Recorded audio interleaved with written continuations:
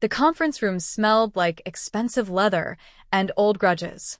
Tiffany Dunn's hand trembled as she reached for the door handle, chrome, cold, unforgiving. Through the frosted glass, she could see silhouettes. 3, maybe 4 people. The hiring panel. Her last chance. Rejection number 100 had arrived 6 days ago via a form email that didn't even spell her degree correctly. This interview, this one, was the only thing standing between her and complete financial collapse. Her landlord's final notice was dated for Friday. Today was Wednesday. She pushed open the door. And her entire world stopped. Because sitting at the head of the marble table, backlit by floor-to-ceiling windows overlooking the Manhattan skyline, was a face she'd spent 15 years trying to forget. Jacob Paxton. The same sharp jaw. The same dark eyes that once watched her beg and did nothing. The same mouth that had lied so easily it destroyed her entire future. He looked up from his tablet. Their eyes met. And she watched recognition bloom across his face like poison in water. His voice was deeper now, polished by wealth and power. Tiffany Thompson. She hadn't used that last name in years. Not since her mother's death. Not since she'd tried to bury everything that name carried. Dunn, she corrected, her voice steadier than her heartbeat. Tiffany Dunn. A smile curved his lips, not warm, not welcoming. Victorious. Of course. Please sit down. Hey there, beautiful souls. Before we dive deeper into this storm, and trust me, this is going to be one intense ride, I want to say hello. Where in the world are you watching from? Drop your city or country in the comments, because I love knowing this story is reaching you, wherever you are. How are you doing today? Really, I hope you're taking care of yourself, because this story, it's going to take you through every emotion. Rage, hope, heartbreak, redemption. All of it. And if you haven't subscribed yet, what are you waiting for? Hit that subscribe button right now, because stories like this, stories about survival, justice, and love earned through fire, these are what we're all about here. You're not just watching. You're part of this journey. Now, let's get back to Tiffany, because she's about to face the man who destroyed everything. The other 2 people at the table introduced themselves. HR director, some VP whose name evaporated the moment it left his mouth. Tiffany didn't hear any of it. Her entire nervous system was screaming at her to run. Because Jacob Paxton wasn't just her interviewer. He was the reason she'd been expelled from Westbridge Preparatory 15 years ago. He was the reason her scholarship evaporated. He was the reason her college dreams died before she turned 18. And his father was the reason her family lost their home. The illegal eviction that sent her mother spiraling into depression. The medical bills that followed. The debt that swallowed Tiffany's 20s whole. She was still paying for what the Paxton family had done. And now she was sitting across from the prince of that empire, wearing a suit she'd bought from a thrift store, holding a resume that was 100% true and still somehow not enough. Your application says you have experience in real estate analytics, Jacob said, leaning back in his chair like he owned the air itself. He probably did. This was his building, his company, his world. Yes, Tiffany said. 5 years at Meridian Group before they downsized. He scrolled through her resume on his tablet, and she hated how casual he looked. How comfortable. And before that, freelance consulting. Various clients. Various. He looked up. That's a polite way of saying unstable, isn't it? The HR woman shifted uncomfortably.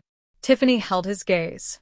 It's a polite way of saying I survived when the systems designed to support people like me failed. Something flickered in his expression. Surprise? Anger? She couldn't tell. People like you, he repeated slowly. And what kind of people is that, Ms. Dunn? People your family destroyed. But she couldn't say that. Not here. Not when she needed this job more than she needed oxygen. People who work for what they have, she said instead. The corner of his mouth twitched. He set down the tablet. Tell me, Tiffany, may I call you Tiffany? She didn't answer. He continued anyway. Why do you want to work at Arcos Landstone? It was a standard interview question. She'd prepared for it, rehearsed it in her bathroom mirror that morning while wondering if she'd have that bathroom much longer. But sitting across from him, The truth felt like acid on her tongue. Because I'm drowning. Because I'm one paycheck away from losing everything. Because your family already took everything once, and I refuse to let you do it again. Because Arcos represents innovation in real estate technology, she said, her voice smooth as glass. And I want to be part of that growth. Jacob studied her for a long moment. Then he smiled. And it was the cruelest smile she'd ever seen. You know what? I think you'd be perfect here. He glanced at the HR director. Let's bring her on. Executive assistant to the CEO. That's me, by the way. His eyes returned to Tiffany. You'd be working directly under me. Long hours. High pressure. Think you can handle that? Every instinct screamed no. Every unpaid bill whispered yes. I can handle anything, Tiffany said. Good. Jacob stood, buttoning his suit jacket. You start Monday. Sharon will send over the paperwork. He walked toward the door, then paused. Turn back. It's funny, isn't it? How life works out. His voice was soft, almost thoughtful. 15 years ago, you had everything. The scholarship. The future. And now. He gestured vaguely at her thrift store suit, her scuffed shoes, the desperation she couldn't quite hide. Now you're here. He left. The door clicked shut behind him. And Tiffany sat frozen, her hands clenched so tight her nails drew blood. Because she understood exactly what had just happened. Jacob Paxton hadn't hired her because she was qualified. He'd hired her because he wanted to watch her suffer. And the worst part, the absolutely worst part, was that she had no choice but to let him. Tiffany's apartment was a fourth-floor walk-up in Queens that smelled like the neighbor's curry and her own failure. She climbed the stairs slowly that evening, legs heavy, mind heavier.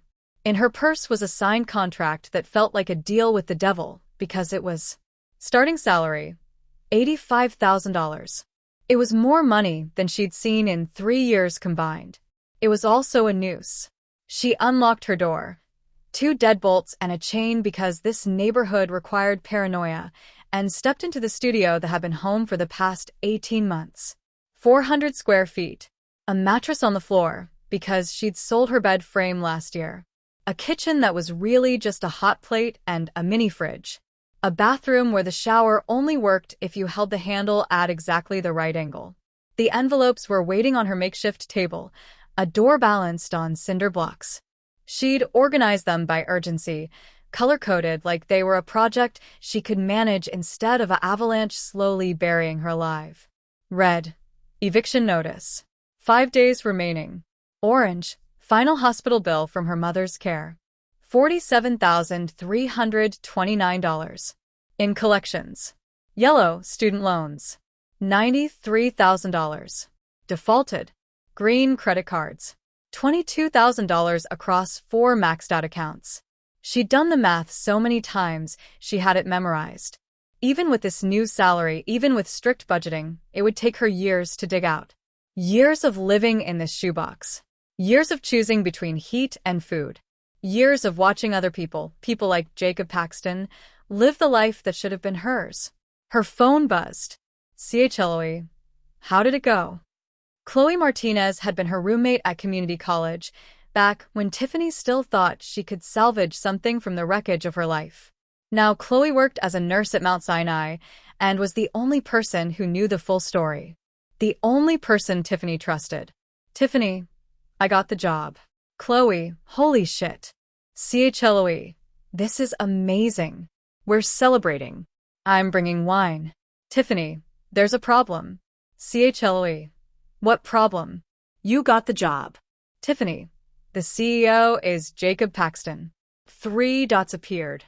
Disappeared. Appeared again. CHLOE. The Jacob Paxton? Tiffany, yes. CHLOE. I'm coming over right now. 20 minutes later, Chloe was sitting cross-legged on Tiffany's mattress, a bottle of cheap wine open between them. She was still in her scrubs, purple with cartoon stethoscopes, and her dark hair was pulled into a messy bun that had probably started the day neat. Okay, Chloe said, pouring wine into 2 mismatched mugs because Tiffany had sold her actual glasses. Walk me through this. Jacob Paxton. The guy who lied and got you expelled. The guy whose father stole your house. Illegally evicted us, Tiffany corrected quietly. Illegally evicted you, Chloe continued, is now your boss. And he hired you knowing who you are. He remembered me immediately. And you still took the job. Tiffany took a long drink. The wine was terrible. She drank more. What else was I supposed to do? I don't know, babe. Not work for the man who destroyed your life. I have 5 days before I'm homeless, Chloe. Tiffany's voice cracked. She hated that. Hated the weakness. She'd promised herself years ago she wouldn't cry about this anymore. 5 days. This job is $85,000 a year. It's benefits. It's stability. It's torture, Chloe said softly. He's going to make you miserable. You know that, right? Tiffany nodded. She did know. She'd seen it in his eyes during the interview. That satisfaction. That hunger to watch her struggle. He already started, she whispered. The way he looked at me. The things he said. He hired me because he wants to punish me. For what? He's the one who should be begging your forgiveness. People like Jacob don't apologize. Tiffany stared at the red eviction notice on her table. They don't have to. They just win. And we survive. Chloe was quiet for a moment. Then, your mom would be so proud of you. You know that. The grief hit like it always did, sudden, sharp, stealing her breath. Margaret Dunn had died 3 years ago in a hospital room that cost $400 a day. Pneumonia, complicated by depression, worsened by stress. The eviction had broken something in her mother that never healed. She'd stopped sleeping, stopped eating properly, stopped living. And Tiffany had watched it happen, helpless, working 3 jobs and still unable to save her. The last thing her mother had said, delirious with fever. Don't let them win, baby. Don't let them take everything. Too late, Mom. They already did. But maybe, Tiffany could take something back. I'm going to make this work, she said, her voice stronger now. I'm going to take his money, do the job, and get out of debt. And if Jacob Paxton wants to play games? Fine. I'm not the scared 18-year-old he remembers. I've survived worse than him. Chloe raised her mug. Then let's drink to survival. They clinked mugs. Neither of them believed it would be that simple. If you're loving this tension, do me a favor. Subscribe if you haven't already. This story is going places you won't expect, and I promise you don't want to miss what happens when Tiffany walks into that office on Monday. Also, drop a comment. Team, take the job, or team, run while you can? Let's see where everyone stands. Across town, in a penthouse that cost more than most people earned in a lifetime, Jacob Paxton stood at his floor-to-ceiling windows and watched the city glitter below him. He should have felt victorious. Tiffany Thompson, Dunn, she called herself now, like changing her name could change her past, had walked into his office looking desperate, and desperate people were easy to control. He'd given her exactly what she needed: money, stability, hope. And he was going to take it all away. Slowly. That was the plan. Make her work impossible hours. Set deadlines she couldn't meet. Criticize every project until she doubted herself. Push until she broke and quit, proving what he'd always known. She didn't belong in his world. She never had. That's what he told himself. But his hands were shaking. He poured 2 fingers of scotch, 30-year-old single malt that cost more than her monthly rent, and drained it in one swallow. Because seeing her today had done something he didn't expect. It had brought everything back. 15 years ago. Westbridge Preparatory. Tiffany Thompson had been the scholarship student everyone loved. Smart, kind, beautiful in a way that didn't know it was beautiful. She'd worked in the library after school, tutored other students for free, volunteered at the community center on weekends. Jacob's best friend, Christopher Vanderbilt, had wanted her. And when Tiffany rejected him, gently, kindly, but firmly, Christopher didn't handle it well. So he'd stolen exam answers and planted them in her locker. And when she was caught, Christopher lied. He said Tiffany had tried to sell him the answers. And Jacob, standing right there, knowing the truth, had said nothing. Worse than nothing. When the headmaster asked if Christopher's story was true, Jacob had nodded. Yeah. I heard her offer. I thought she was joking. One lie. That's all it took. Tiffany was expelled. Her scholarship revoked. Her future deleted. Jacob told himself it wasn't his fault. He was just backing up his friend. She'd be fine. People bounced back. Except she didn't. 2 months later, his father, Richard Paxton, real estate developer and professional predator, had targeted the Thompson family home. Some zoning loophole, some legal technicality that wasn't actually legal at all. Jacob had been in the car that day. He'd watched the sheriff's deputies remove Tiffany and her mother from their house. He'd seen Tiffany crying on the lawn, holding a box of belongings, looking back at the only home she'd ever known. His father had laughed. "This is business, son. You'll understand when you're older." Jacob was 17. Old enough to understand. Too young, too cowardly to stop it. He'd had nightmares for months after. Tiffany's face. Her tears. The way her mother collapsed on the lawn and Tiffany had to hold her up. Eventually, the nightmares stopped. He went to Princeton. Took over his father's company. Built his empire. Forgot about the girl whose life he'd destroyed. Until today. Until she walked into his conference room, wearing desperation like perfume. And now the nightmares were back. His phone rang. His assistant. "Mr. Paxton? I have the background check on Tiffany done. Send it over." He opened the file on his tablet, scrolling through. Education. Community college degree. No scholarships. Worked full-time while studying. Employment history. A patchwork of temp jobs, freelance work, long gaps that probably meant unemployment. Financial status. The report was polite, but the truth was clear. She was drowning.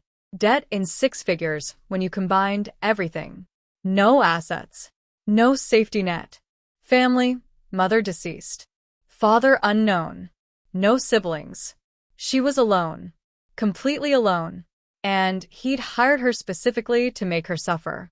Jacob closed the file and poured another scotch.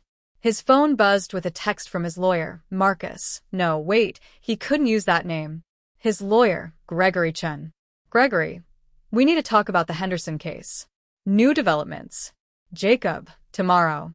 "Gregory, it's urgent.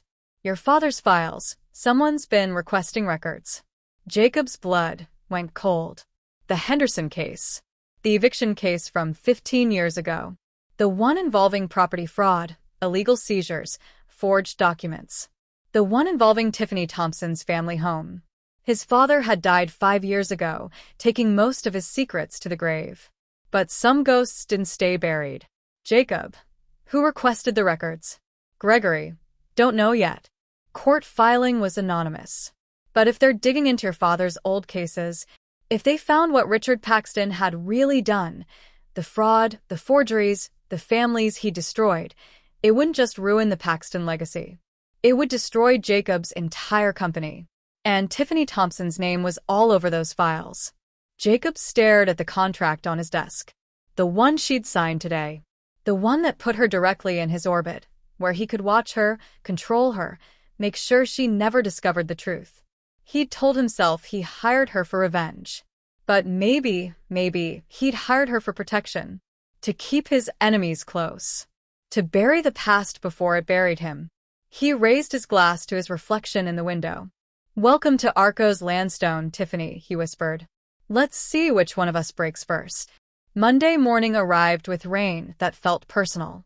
Tiffany stood outside the Arco's Landstone building at 7:45 a.m., 15 minutes early, because she'd learned a long time ago that people like her couldn't afford to be late.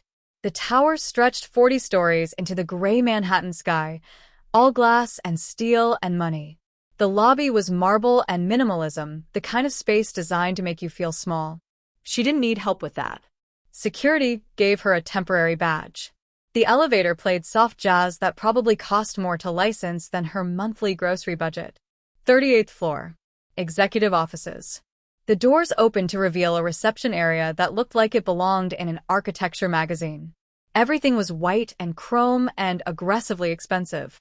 A woman in her 50s with silver hair and expression that suggested she'd seen everything twice, looked up from her desk. Tiffany Dunn? Yes. I'm Patricia Hillard, Mr. Paxton's senior executive assistant. You'll be working under my supervision. She stood, all business. You're early. Good. Mr. Paxton appreciates punctuality, though he rarely practices it himself. There was something in her tone, not warmth exactly, but not hostility either. A neutrality that felt like kindness in this place. He's already in, Patricia continued, gesturing toward the massive corner office with floor-to-ceiling windows. He wants to see you immediately. Of course he did. Tiffany smoothed her skirt, the other outfit from her interview rotation, carefully steamed last night, and walked to Jacob's door. She knocked. Come in. He was sitting behind a desk that probably cost more than her student loans, wearing a suit that made him look like he'd been born into power, which he had been. His office was immaculate. No personal photos. No clutter. Just clean lines and commanding views and the subtle scent of expensive cologne. Jacob looked up, and his expression was unreadable. You came. You hired me. I did. He leaned back in his chair, studying her. Honestly, wasn't sure you'd show. Thought maybe you'd come to your senses over the weekend. I don't have the luxury of sense, Tiffany said. I have rent. Something flickered across his face. Gone before she could name it. Fair enough. He gestured to the chair across from him. Sit. She sat. He slid a folder across the desk. The Meridian Project.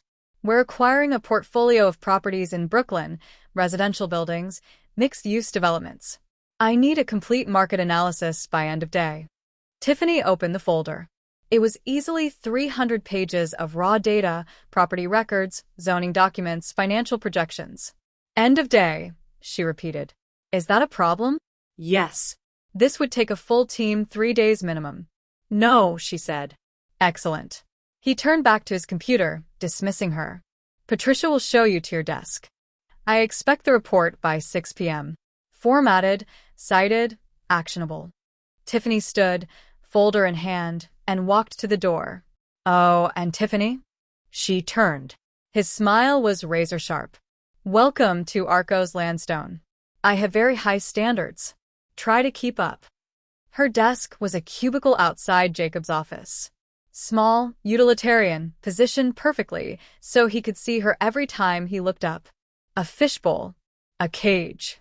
Patricia appeared with coffee, black, no sugar, somehow exactly how Tiffany took it. The Meridian Project, Patricia said quietly. He's testing you. I gathered. It's impossible to finish by 6. I know. Patricia's expression softened slightly. For what it's worth, I've seen him destroy 3 assistants in the past year. You lasted longer than most in the interview. That means something. It means I'm desperate. Maybe. Patricia set down the coffee. Or maybe it means you're tougher than he thinks. Tiffany worked through lunch. The data was dense, contradictory in places, clearly pulled from multiple sources that didn't quite align.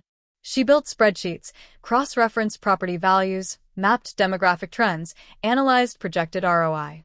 Her eyes burned. Her shoulders ached. At 3 p.m., Jacob emerged from his office with 2 other executives, men in their 50s with the kind of confidence that came from never being told no. Tiffany, Jacob said, not breaking stride. Conference room. Bring the Meridian analysis. Her stomach dropped. It's not finished. Now. She grabbed her laptop and followed. The conference room was full. 8 people around the table, all of them looking at her like she was an interruption. Jacob sat at the head, gesturing for her to stand at the presentation screen. Everyone, this is Tiffany Dunn, my new assistant. Tiffany, present your findings on the Meridian portfolio. She had 4 hours left on the deadline he'd given her. The analysis was maybe 60% complete. This was a setup. Every face in the room watched her, waiting for her to fail. Except Jacob. He wasn't watching her. He was watching them, waiting for their reaction when she crashed and burned. Tiffany opened her laptop, connected to the display, and presented what she had. She walked them through the Brooklyn neighborhoods, the demographic shifts, the development trends. Where her analysis was incomplete, she pivoted to broader market context. Where data was missing, she acknowledged gaps and proposed next steps. It wasn't perfect, but it was coherent, intelligent, and confident. When she finished, the room was quiet. One of the executives, Thomas something she'd already forgotten, leaned forward. The projected ROI on the Williamsburg properties. You have it at 12% over 5 years. That seems conservative. It is conservative, Tiffany agreed.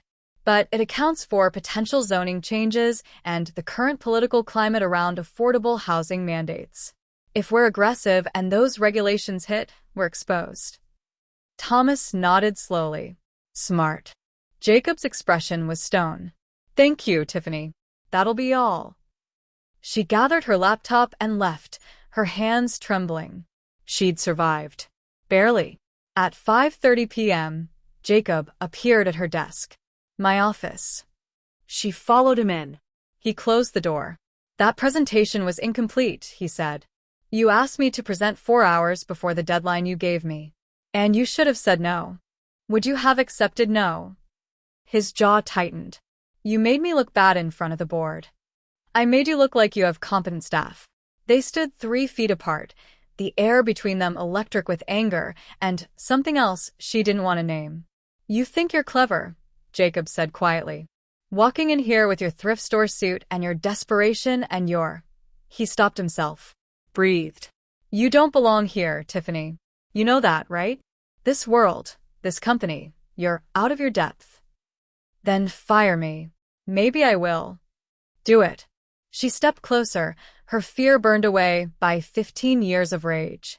Fire me, Jacob. Send me back to poverty. Prove you're exactly who I know you are. The same coward who let his friend lie, who watched his father destroy families, who's never had to fight for anything in his entire privileged life. His face went white, then red. Get out, he whispered. Gladly. She turned to leave. Wait. She stopped, her hand on the door. When she looked back, Jacob was standing at his window, his back to her, his shoulders tight. Finish the analysis, he said, his voice different now. Tired. Take until Wednesday. And Tiffany. What? The presentation was good. Thomas was right. It was smart. She blinked, unsure she'd heard correctly. Does this mean?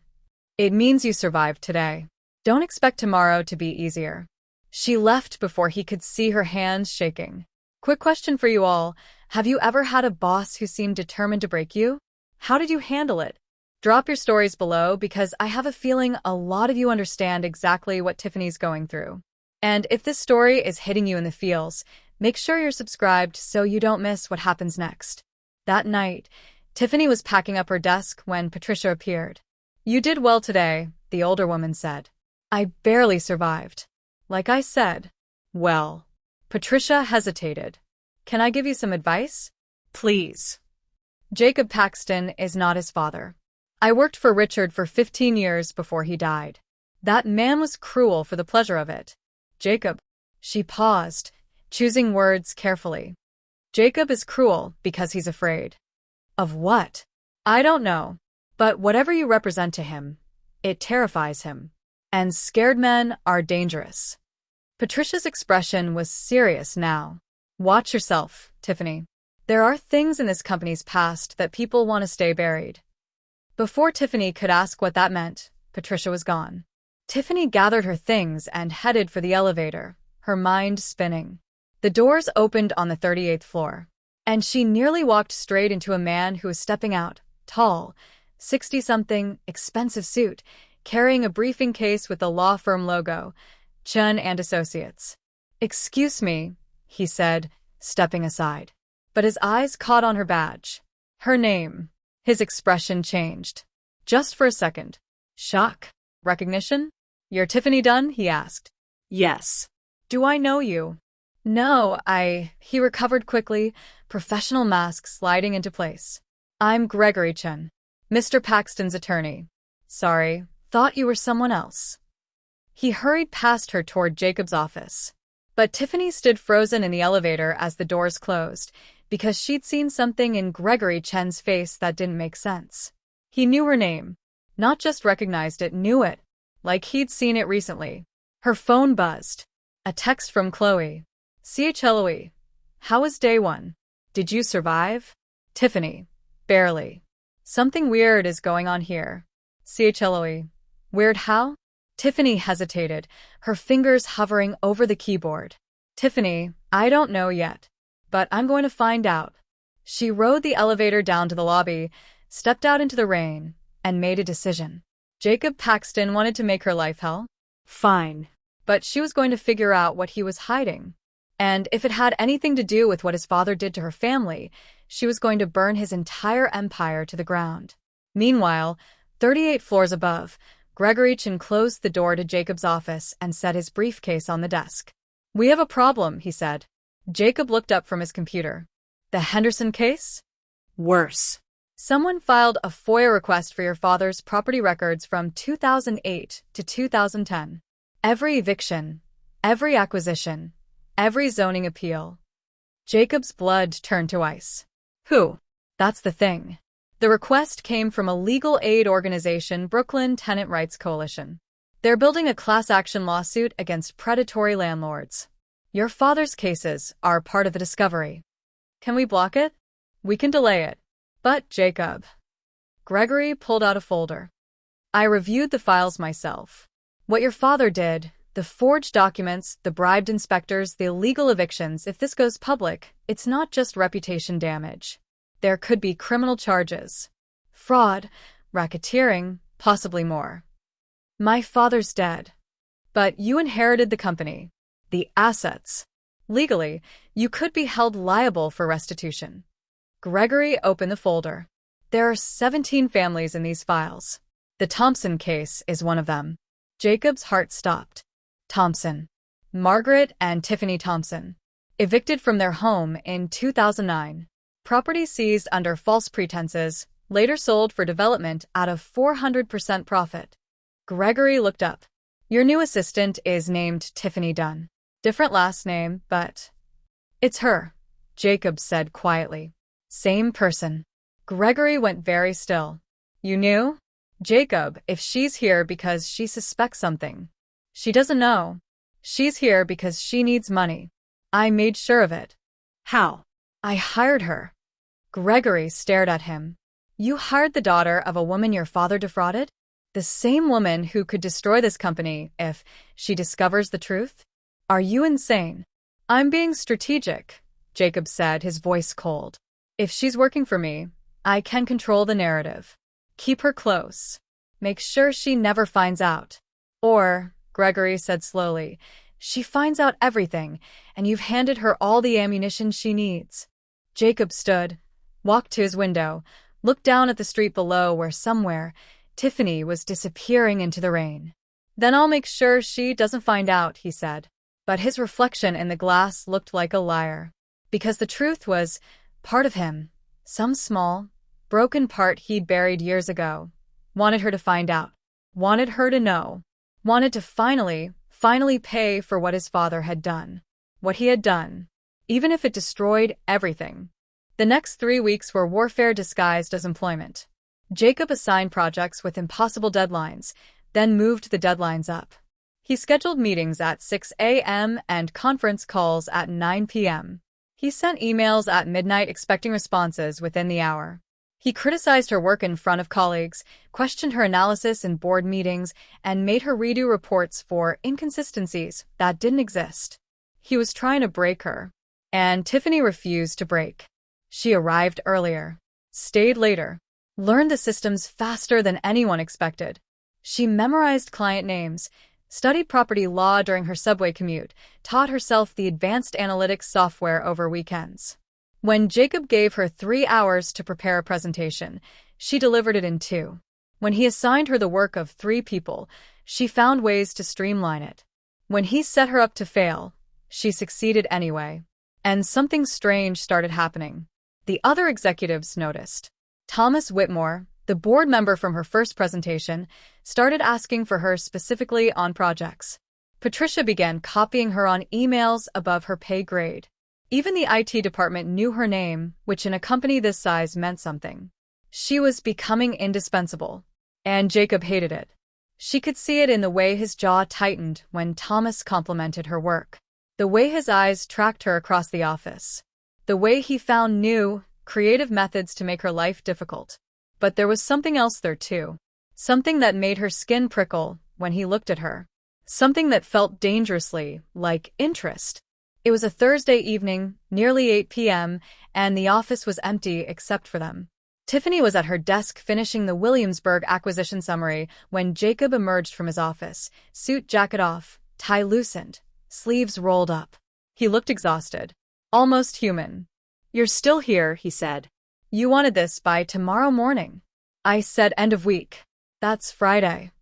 I like to be ahead. He leaned against her cubicle wall, and she hated how aware she was of him. The scent of his cologne, cedar and something darker. The way his forearms looked with his sleeves rolled up.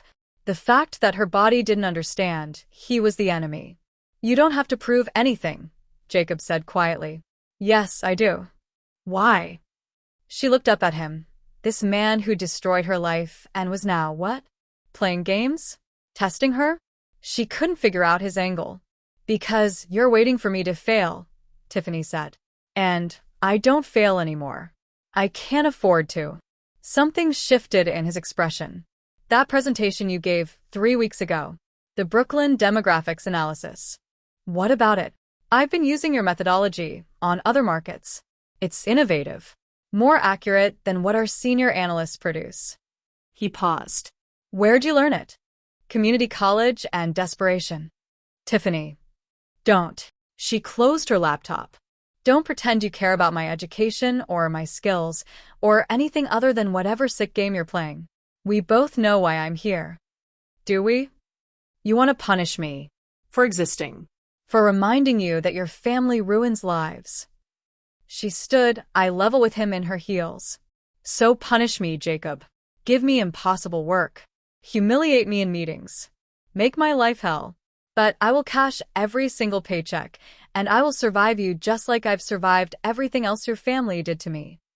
She grabbed her bag and walked toward the elevator. "It wasn't supposed to happen," Jacob said behind her. She stopped. "The expulsion, the eviction, none of it." His voice was rough. "I was 17 and stupid, and I thought," he exhaled. "I thought it wouldn't matter. That you'd land on your feet. That my father's business was just business." Tiffany turned slowly. Jacob was still leaning against her cubicle, but his expression was stripped of its usual armor. He looked guilty. "You want absolution?" she asked. "No." "I want." He ran a hand through his hair. "I don't know what I want." "Well, when you figure it out, let me know. Until then, I have rent to pay." The elevator doors opened. She stepped inside and saw something in Jacob's face that looked like regret. The doors closed between them. Have you ever wanted someone to apologize but knew the apology could never fix what they broke? That's where Tiffany is right now. Drop a comment if you've been there. And seriously, if you're not subscribed yet, hit that button because this story is about to get complicated. Tiffany spent that weekend at the public library. Not for work, for research. If Jacob was hiding something, and Patricia's warning plus Gregory Chen's reaction suggested he was, she needed to know what. The internet had given her basics. Richard Paxton, real estate developer, died 5 years ago, left his empire to his son. Aggressive acquisition strategy. Multiple lawsuits over the years, all settled quietly. But details were scarce. So she went analog. The library's newspaper archives had microfiche going back decades. She requested files from 2009, the year her family lost their home. And there it was. Developer Richard Paxton faces eviction controversy. The article was small, buried on page 8 of the Metro section. It mentioned several families displaced under questionable circumstances from properties in Brooklyn. No names, no details. Just a quote from Richard Paxton's lawyer. All acquisitions were conducted in full compliance with city regulations. Except they weren't. Tiffany remembered the documents her mother had kept, the eviction notice that cited code violations that didn't exist, the inspection report signed by someone who'd never visited their home, the deed transfer that happened so fast they didn't have time to fight it. Her mother had tried to hire a lawyer. They couldn't afford one who'd go against Paxton's team. So they'd lost everything. Tiffany photographed the article with her phone, then searched for more. Paxton Development under investigation for fraud. 2010, case dismissed. Brooklyn families sue developer. 2011, settled out of court, terms sealed. Richard Paxton dead at 63, 5 years ago. Heart attack. Survived by his son, Jacob. No mention of the families he destroyed. No accountability. Just money burying truth, like it always did. Tiffany's phone buzzed. Work email. From Jacob. Subject: Monday meeting. Need you in early. 6 a.m. Investor presentation. Don't be late. She stared at the email, then at the newspaper articles spread across the library table. An idea began forming. Dangerous. Possibly stupid. But maybe her only chance at real answers. Monday morning, 5:45 a.m. Tiffany swiped into the Arcos building with her security badge. The lobby was empty except for the night security guard who nodded at her. She'd been arriving early enough that they were on first-name basis now.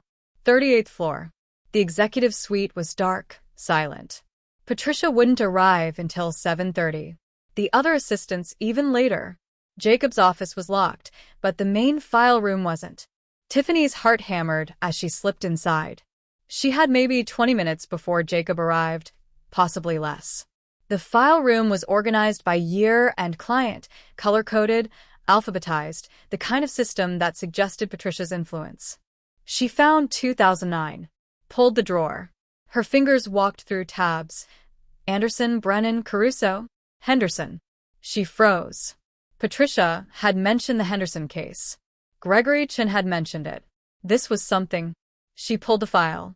It was thick, easily 300 pages of contracts, correspondence, legal documents.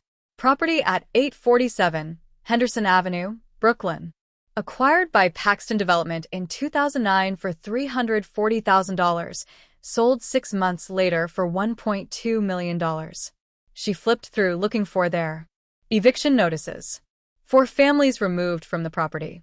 Code violations cited: structural instability, electrical hazards, water damage. Except the inspection reports were dated after the eviction. That was fraud. She photographed pages with her phone, hands shaking, ears straining for the sound of the elevator. Keep going. Keep. Thompson. Her mother's maiden name. There was a Thompson file. She pulled it with trembling fingers. And there, on the first page, Margaret Thompson. 234 Maple Street, Brooklyn. Her childhood home. The file detailed everything. The inspection that found violations. The eviction notice. The deed transfer to Paxton Development. The property sale 8 months later for a 380% profit. But there was more. A memo, handwritten, on Richard Paxton's personal letterhead. Henderson property cleared. Thompson property cleared. Proceeding with Phase 2. Mayor's office on board. Inspector Kowalski compliant. Estimated ROI: $4.7 million. Her mother hadn't lost their home because of code violations.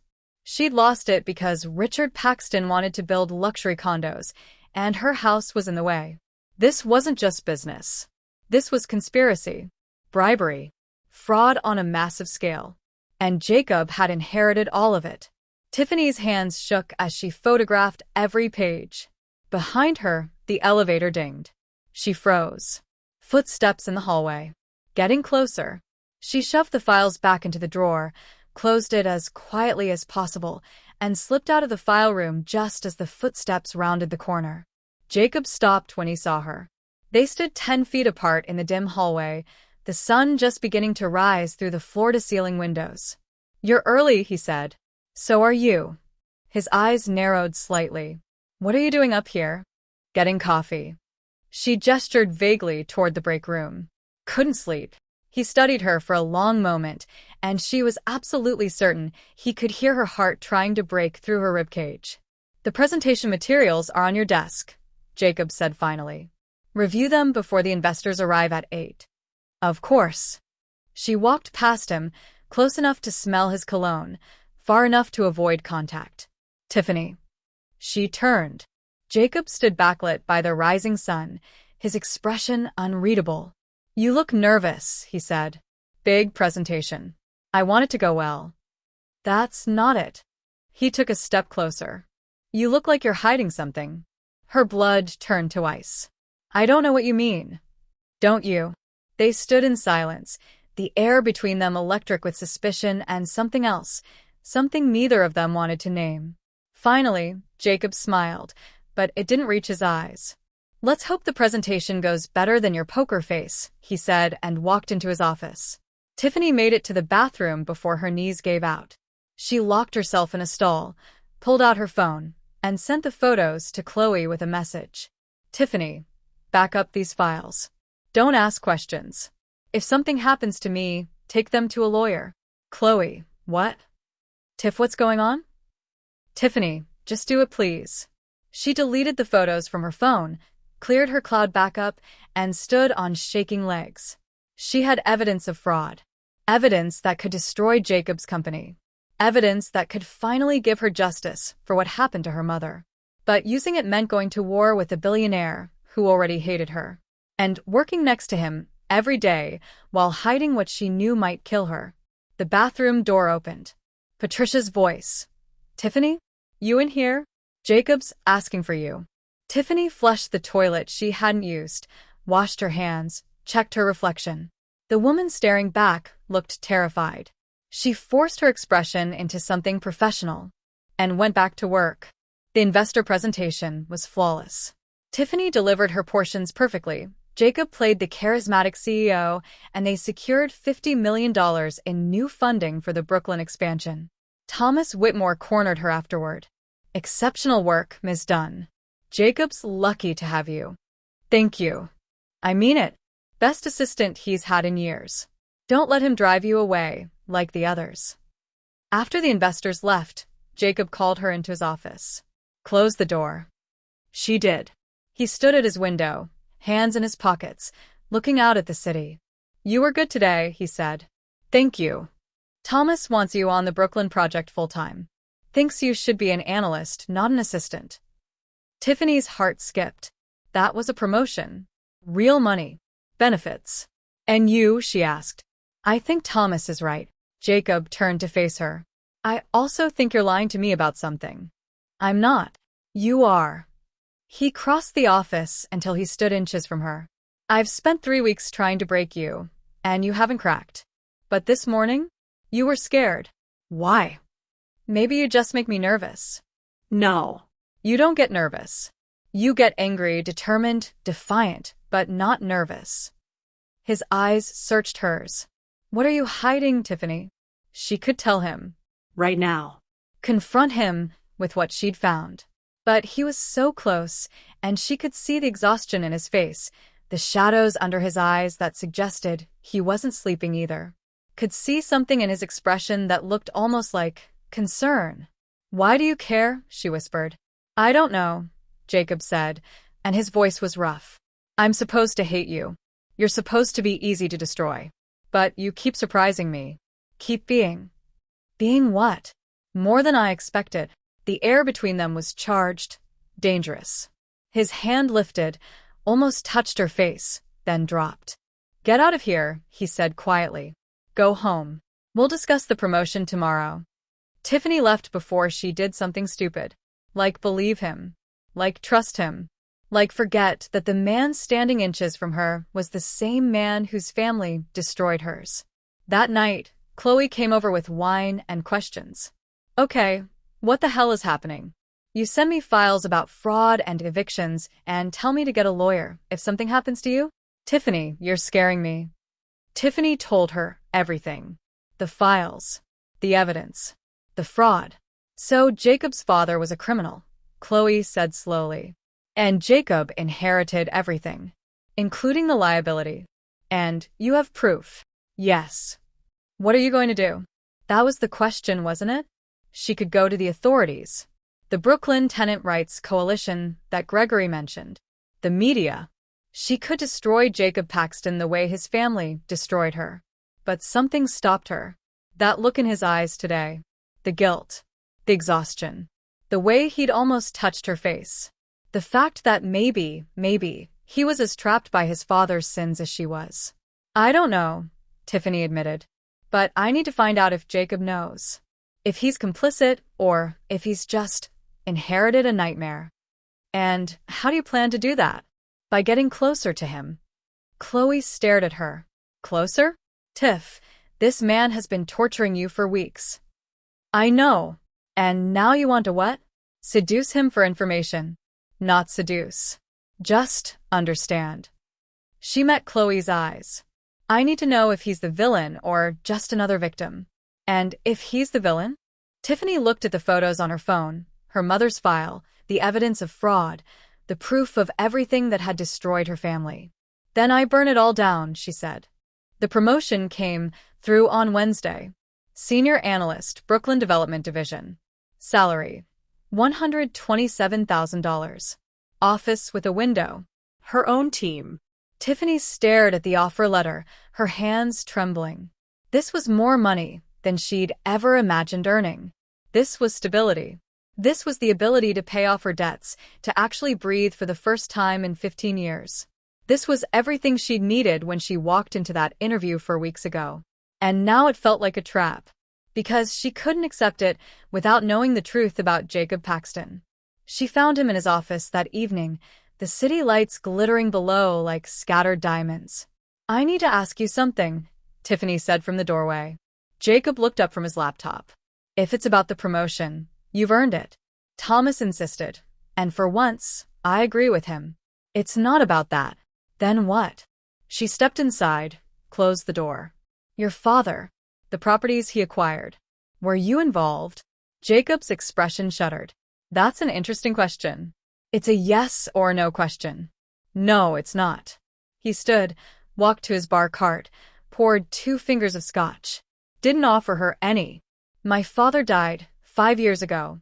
His business practices died with him. Why are you asking? Because I need to know if you're like him. Jacob laughed, a bitter, ugly sound. Everyone thinks I'm exactly like him. Ruthless, ambitious, willing to do whatever it takes. He downed the scotch. What if they're right? Are they?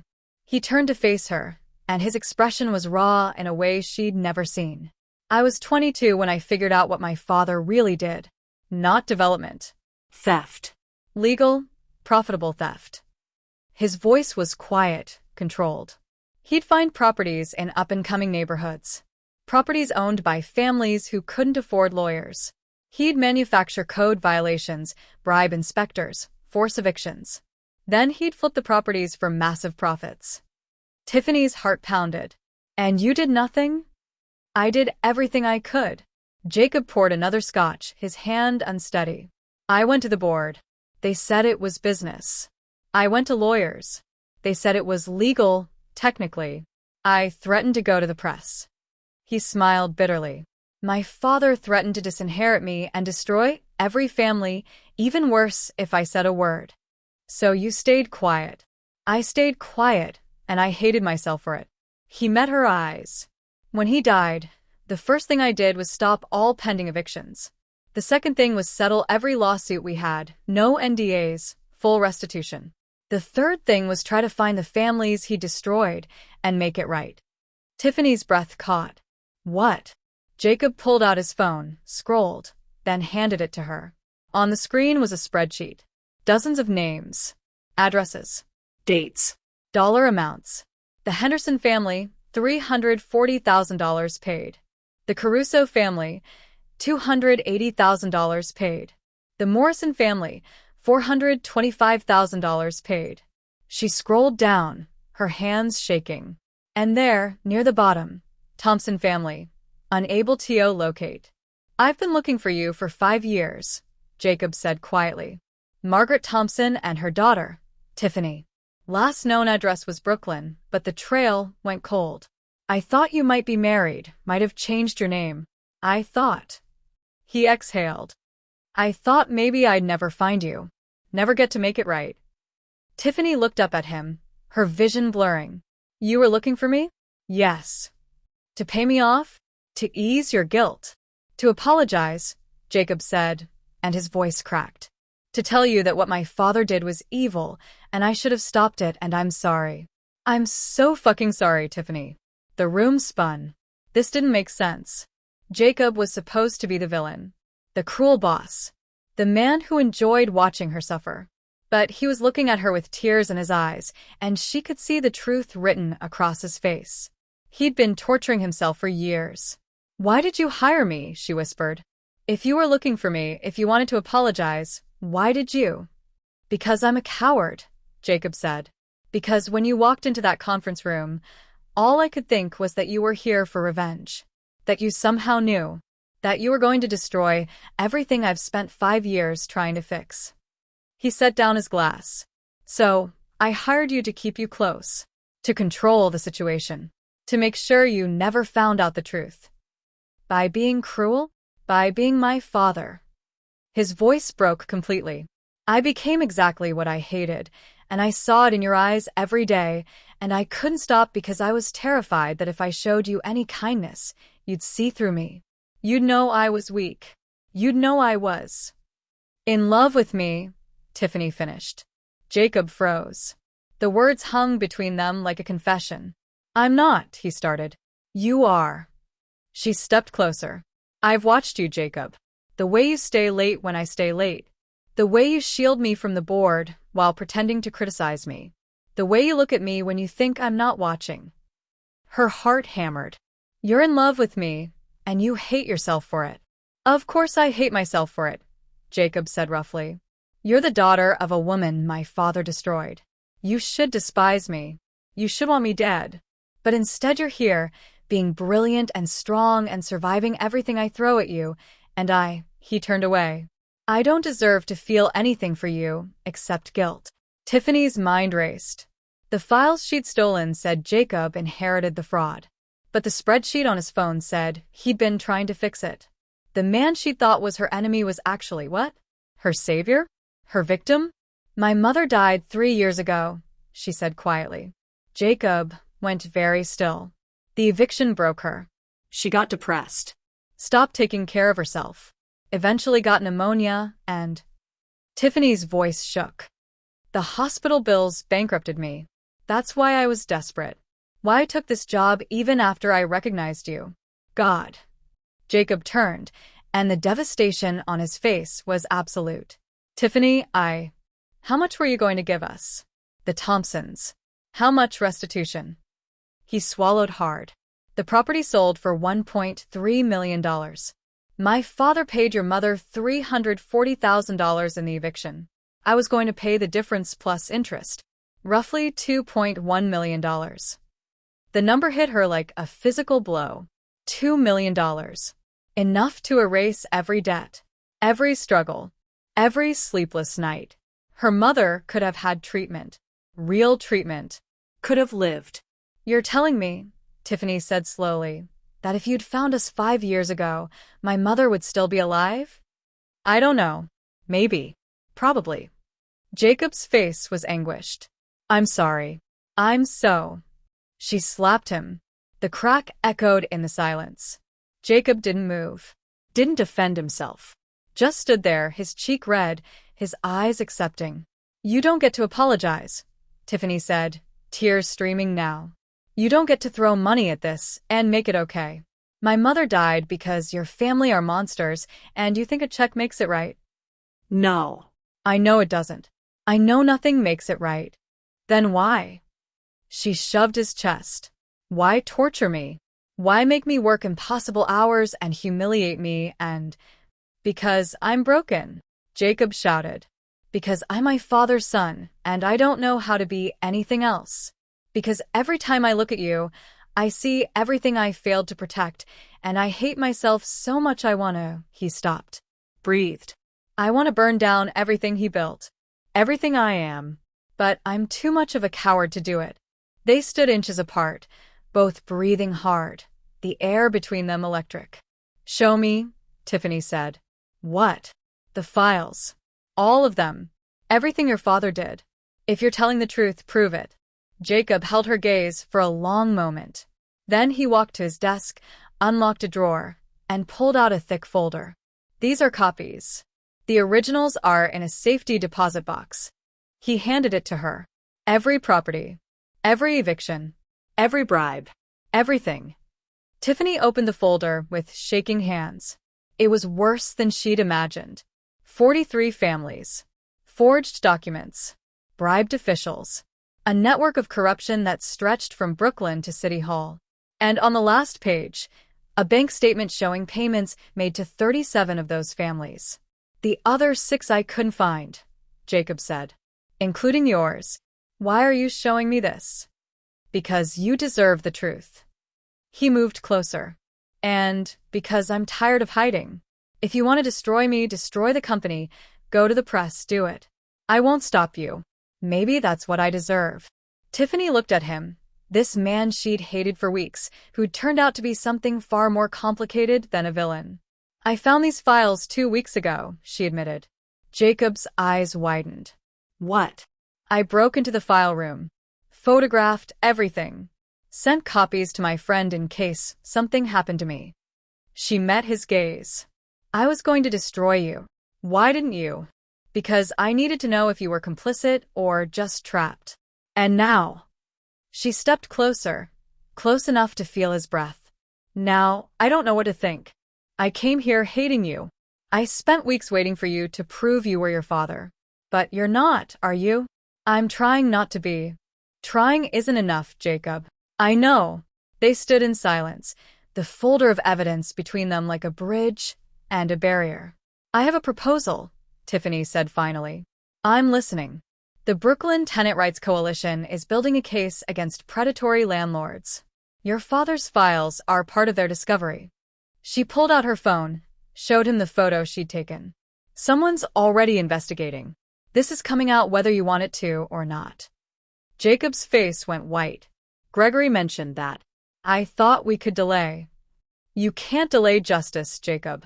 But you can get ahead of it. She held up the folder. You turn over everything. Voluntarily. Cooperate fully. Pay restitution to every family, including the 6 you couldn't find. And you use your company's resources to make sure this never happens again. That would destroy Arcos. The board would never. Then you fight the board. You be the man you're trying to be, instead of the coward you think you are. His jaw tightened. And if I do this, what do you get? Justice for my mother. And... She hesitated. Maybe the truth about who you really are. Why does that matter to you? Because despite everything, despite the hate and the history and the pain, when he told her he'd been searching for her, something in her chest had cracked open. Because she'd spent 4 weeks watching him, and beneath the cruelty, she'd seen glimpses of someone decent trying to claw his way out of his father's shadow. Because when he'd almost touched her face yesterday, she'd wanted him to. And that terrified her. It just does, she said. Jacob studied her for a long moment, then nodded. Okay. I'll do it. All of it. Turn over the files. Cooperate with the investigation. Pay restitution. He stepped closer. On one condition. What? You help me. You know these families better than anyone. You understand what they lost. Help me make it right. You want me to help you destroy your own company? I want you to help me build something better from the ashes. It was insane. It was dangerous. It was working side by side with the man whose family had destroyed hers. But it was also a chance at real justice. Real change. We do this my way, Tiffany said. Full transparency. No lawyers blocking access. No settlements with NDAs. Everything public. Agreed. And you give me the Thompson restitution. 2.1 million. Now. Jacob didn't hesitate. I'll have Gregory draw up the paperwork tomorrow. One more thing. Anything. She stepped close enough to touch him. Stop punishing yourself by punishing me. If we're doing this, if we're really doing this, I need to know you're on my side. I am, Jacob said quietly. I have been since the day you walked into that conference room and refused to break. I just didn't know how to tell you. His hand lifted, slow enough that she could stop him. This time she didn't. His fingers traced her jaw, gentle, reverent, like she was something precious. I'm sorry, he whispered. For everything. I know it's not enough. I know I can't fix what my father did. But I swear to you, Tiffany, I will spend the rest of my life trying. She should pull away. She should remember all the reasons this was impossible. But his touch was warm, and his eyes were honest, and for the first time in 15 years, she felt something other than survival. She felt hope. Prove it, she whispered, and Jacob Paxton kissed her. The kiss lasted 3 seconds. 3 perfect, impossible seconds where Tiffany forgot everything except the warmth of Jacob's mouth on hers, the gentle pressure of his hand on her jaw, the way her heart hammered against her ribs. Then reality crashed back. She pulled away, her hand flying to her lips. We can't. I know. This is. I know. They stood a foot apart, both breathing hard, the weight of what they'd just done settling over them like ash. I should go, Tiffany said. Jacob nodded, but didn't move. Tomorrow. We'll start tomorrow. Gregory can begin the paperwork. Okay. She grabbed her bag and fled before she did something even more stupid, like kiss him again. Tiffany didn't sleep that night. She lay on her mattress staring at the ceiling, her mind spinning. Jacob Paxton had kissed her. She'd kissed him back. And now they were going to systematically destroy his company to give justice to the families his father had ruined. It was insane. At 2 a.m., her phone buzzed. Jacob. Can't sleep. Jacob. Keep thinking about what we're about to do. Jacob, and what we did. She stared at the messages, her finger hovering over the keyboard. Tiffany. We're doing the right thing. Jacob, which part? Tiffany, the files. The restitution. All of it. Jacob, and the other thing? Her heart stuttered. Tiffany, that was a mistake. 3 dots appeared. Disappeared. Appeared again. Jacob, probably. Jacob didn't feel like one. She put the phone down before she said something she couldn't take back. The next morning, everything fell apart. Tiffany arrived at the office at 7 a.m. to find Jacob's door closed and voices raised inside. She recognized Gregory Chen's voice. And someone else. A woman. Sharp, angry, powerful. Patricia appeared at Tiffany's desk, her face grave. Board meeting was moved up. Emergency session. What happened? Someone leaked the investigation to the Wall Street Journal. The article drops in 2 hours. Tiffany's blood went cold. What article? Patricia handed her a tablet. On the screen was a draft headline. Arcos Landstone built on fraud. Internal documents reveal decade of illegal evictions. Below it, a subheading. CEO Jacob Paxton faces questions about father's criminal enterprise. Oh God, Tiffany whispered. It gets worse. Patricia scrolled down. They have documents. Photos. Names of families. She paused. Including yours. The article detailed everything. The Thompson eviction. Margaret's death. Tiffany's current employment at Arcos. And it painted her as either a victim or a conspirator. The article couldn't decide which. Questions remain about why Tiffany Dunn, daughter of one of Richard Paxton's victims, accepted employment with the son of the man who destroyed her family. Is this revenge? Blackmail? Or something more sinister? Who leaked this? Tiffany asked. We don't know, but whoever it was had access to internal files. Files that should have been secured. Jacob's office door opened. Gregory Chen emerged, looking furious. Behind him was a woman in her 50s, elegant, ice-cold, radiating authority. Board Chair Diana Moss. Ms. Dunn, Diana said, her voice sharp as a blade. You're fired. Effective immediately. Security will escort you out. Wait, Tiffany started. Jacob appeared in the doorway. You can't fire her. I absolutely can. She's a liability. This article makes it look like she infiltrated this company for revenge. She didn't. Then explain why you hired your father's victim without disclosing the conflict of interest to the board. Explain why internal documents about sealed eviction cases are now in the hands of journalists. Diana stepped closer to Jacob. You've compromised this entire company. The board is voting to remove you as CEO. The words hit like a bomb. You can't do that, Jacob said, but his voice was unsteady. We can, and we will. You have until noon to resign voluntarily, or we proceed with a formal vote.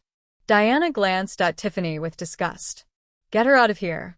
2 security guards appeared. Diana, listen to me, Jacob started. I'm done listening. You're your father's son after all. Reckless. Stupid. Willing to destroy everything for. She looked between Jacob and Tiffany, and understanding dawned on her face. Oh, you've got to be kidding me. You're sleeping with her? We're not, Tiffany said. Save it. Diana turned to the guards. Escort Ms. Dunn out. If she resists, call the police. Don't touch her, Jacob said, his voice dangerous. But the guards were already moving. One of them took Tiffany's arm. Not rough, but firm. Professional. It's okay, Tiffany said quietly, looking at Jacob. I'll go. No. We had a plan. We were going to. Your plan is over, Mr. Paxton, Diana said. As of noon, you're over. The board will install interim leadership and begin damage control, which includes settlements, NDAs, and burying this as deep as possible. That's exactly what my father would have done, Jacob said. Your father built this company, and you destroyed it. Diana's smile was cruel. Clean out your office. You're done. She walked away, heels clicking on marble.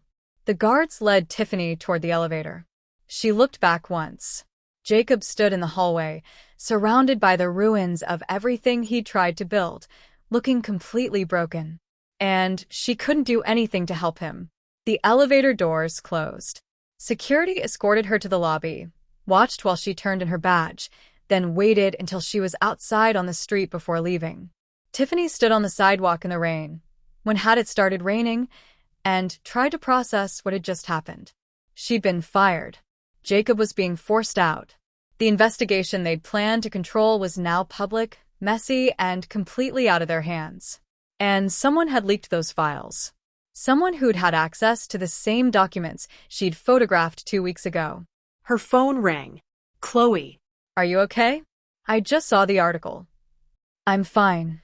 You're not fine. Get to my place. Now. I need to.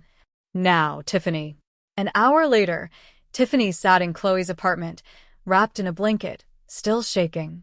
Someone leaked those files, she said. Someone with access. Who knew you had them? Just you. And Tiffany's eyes widened. Oh God. What? I sent them to you. To your email. So, your hospital email, which is on a network, which could have been. Tiffany grabbed her phone, pulled up the photos she'd backed up. The metadata. If someone was monitoring hospital networks, looking for leaks, why would anyone monitor hospital networks? Not just any network. Targeted monitoring. Someone who knew I'd send sensitive files to someone I trusted. Tiffany's mind raced. Who benefits from this going public now, before Jacob could control the narrative? The board, Chloe said slowly. If they want Jacob gone.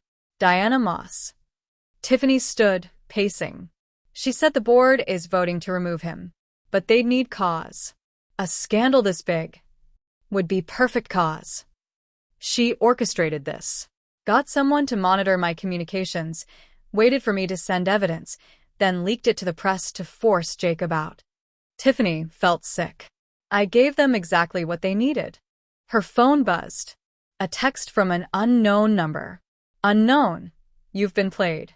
Diana Moss is not who you think she is. If you want to save Jacob, meet me at the address below. Come alone. You have 2 hours. Below was an address in Brooklyn. That's absolutely a trap, Chloe said. Probably. You're going anyway, aren't you? Tiffany looked at her friend. Jacob was trying to do the right thing. And I destroyed him. He destroyed himself years ago by being a coward. Maybe.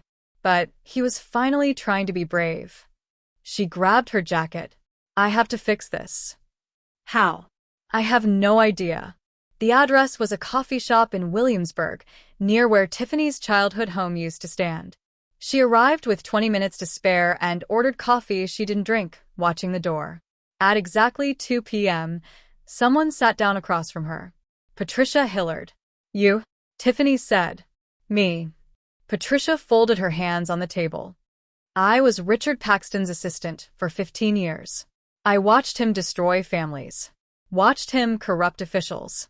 Watched him build an empire on suffering. Her voice was steady, cold. And I documented everything. You're the leak. No. I'm the insurance policy. Patricia pulled out a flash drive. Diana Moss was Richard's partner. Not publicly, she was too smart for that. But she facilitated everything. Introduced him to corrupt officials. Helped him identify vulnerable properties. Took a percentage of every fraudulent deal. Tiffany's mind reeled. The board chair was complicit? She was essential. And when Richard died, she thought she was safe. Thought Jacob would be easy to control. Patricia smiled bitterly. But Jacob surprised her. Started investigating his father's deals. Started making restitution payments. Started becoming a problem. So, she's removing him. She's destroying him. The leak to the press? That was her. She's been waiting for the right moment, the right scandal. When you showed up, she saw her opportunity. How do you know all this? Patricia's eyes were hard. Because 15 years ago, Diana Moss evicted my sister from her home. Used one of Richard's schemes. My sister killed herself 6 months later. The coffee shop went silent. I'm sorry, Tiffany whispered. So am I. But sorry doesn't bring her back. Patricia pushed the flash drive across the table. This contains proof of Diana's involvement. Bank records, emails, recordings. Everything you need to destroy her. Why are you giving this to me? Because Jacob is trying to be better than his father. And Diana will never let that happen. Patricia stood. You have 2 choices, Ms. Dunn. Use that evidence to save Jacob and expose Diana. Or let her win and watch everything Jacob tried to build turn to ash. If I expose Diana, it'll hurt Arcos even more. The scandal will be nuclear, Patricia agreed. But it'll also be the truth. And maybe truth is worth more than survival. She walked away, leaving Tiffany alone with the flash drive and an impossible choice. Expose Diana and destroy what was left of Arcos. Or stay silent and let the woman who'd killed Patricia's sister win. Tiffany's phone buzzed. Jacob, board vote is at 5 p.m. I'm out. I'm sorry I dragged you into this. Jacob, for what it's worth, I meant what I said. About everything. Her chest ached. She looked at the flash drive. Then at the address of her old home, 3 blocks away. And made her decision. Tiffany walked 3 blocks through the rain to 234 Maple Street. The house wasn't there anymore. Of course it wasn't. Richard Paxton had torn it down 15 years ago, replaced it with a sleek condo building that now housed young professionals who paid $4,000 a month for studio apartments. She stood on the sidewalk where her front lawn used to be, where she'd played as a child, where her mother had planted roses every spring, where her mother had collapsed the day they were evicted. The rain soaked through her jacket, but she didn't move. I'm sorry, Mom, she whispered. I thought getting the job was enough. Thought surviving was enough. But you didn't raise me to just survive. You raised me to fight. The flash drive was heavy in her pocket. Patricia had given her a weapon. Evidence that could destroy Diana Moss, expose the full scope of the conspiracy, and maybe, save Jacob. But using it meant going to war. It meant making herself a target. It meant risking everything she'd worked for, the promotion, the salary, the stability. Except she'd already lost all of that. Diana had made sure of it. Tiffany pulled out her phone and made a call. Brooklyn Tenant Rights Coalition, this is Amanda. My name is Tiffany Dunn, she said. And I have evidence you're going to want to see. 45 minutes later, Tiffany sat in a cramped office in downtown Brooklyn across from Amanda Chin, no relation to Gregory, a fierce attorney in her 30s who'd been fighting slumlords for a decade. This is incredible, Amanda said, scrolling through the flash drive contents on her laptop.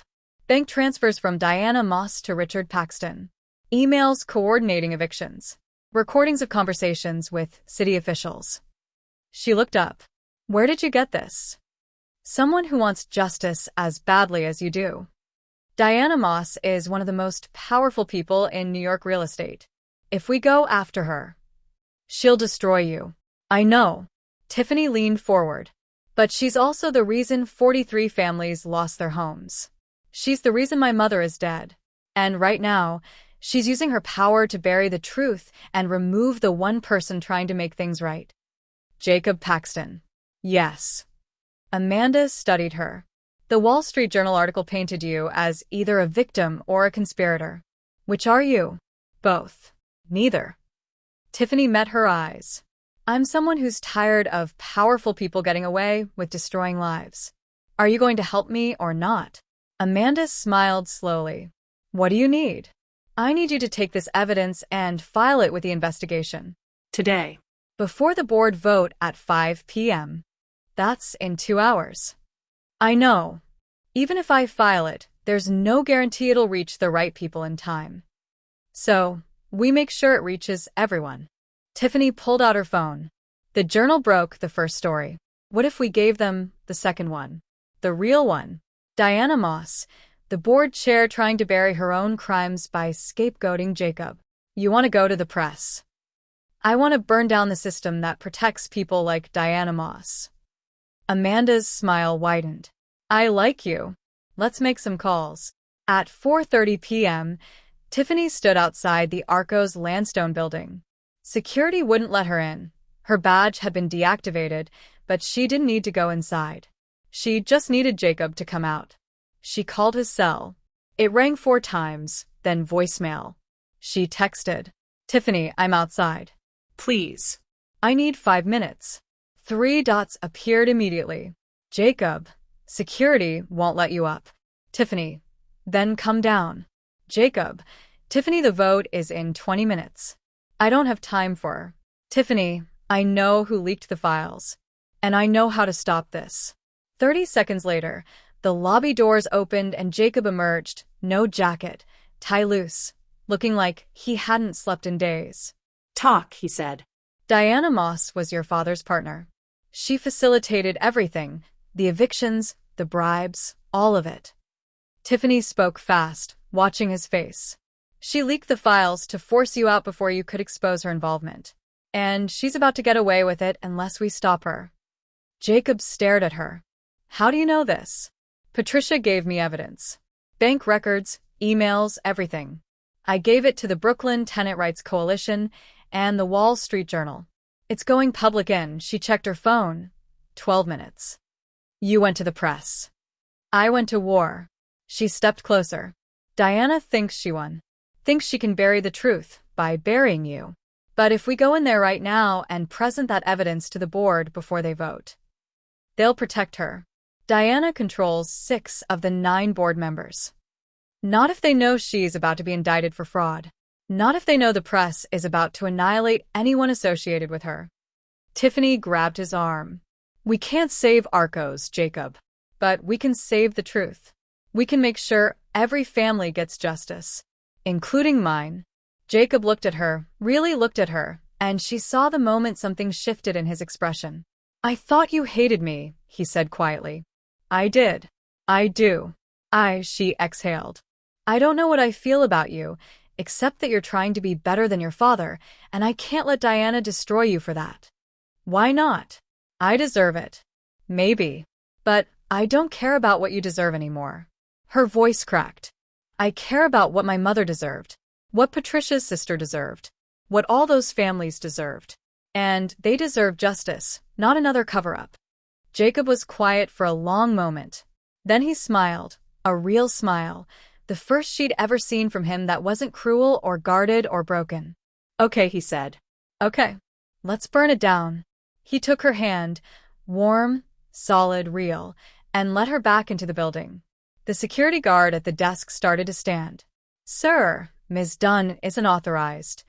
She's with me, Jacob said, his voice carrying the full weight of CEO authority. And unless you want to explain to the board why you obstructed critical evidence in a fraud investigation, I suggest you let us through. The guard hesitated, then nodded. They rode the elevator in silence, hands still linked. I'm sorry, Jacob said as they passed the 20th floor. For everything. The cruelty, the games, the Stop apologizing and start fighting. I don't know how. I've spent my whole life avoiding conflict. Then it's time to learn. Tiffany squeezed his hand. I'll teach you. I've been fighting my entire life. The elevator dinged. 38th floor. The doors opened to reveal chaos. Patricia stood at her desk, phone pressed to her ear, looking grim. 3 other assistants clustered around a laptop, watching something. Gregory paced near the conference room, arguing with someone on his phone. They all stopped when they saw Tiffany and Jacob. You can't be here, Gregory said. Diana will have you arrested. Let her try, Tiffany said. Patricia hung up her phone. The journal article just posted. All of it. Diana's involvement, the evidence, everything. And Jacob asked. And Diana knows. She's in the conference room with the board right now, trying to do damage control. Perfect, Tiffany said. Let's crash the party. Jacob looked at her, something like awe in his expression. You're terrifying. You know that. I learned from the best. She gestured at the conference room. Your father taught me that powerful people will do anything to protect themselves. Time to use that lesson against them. They walked to the conference room doors. Inside, Tiffany could see Diana at the head of the table, surrounded by board members, her expression fierce and controlled. Ready? Tiffany asked. Jacob took a breath, straightened his shoulders, and for the first time since she'd met him, looked like a man who'd stopped running from his father's shadow. Ready, he said.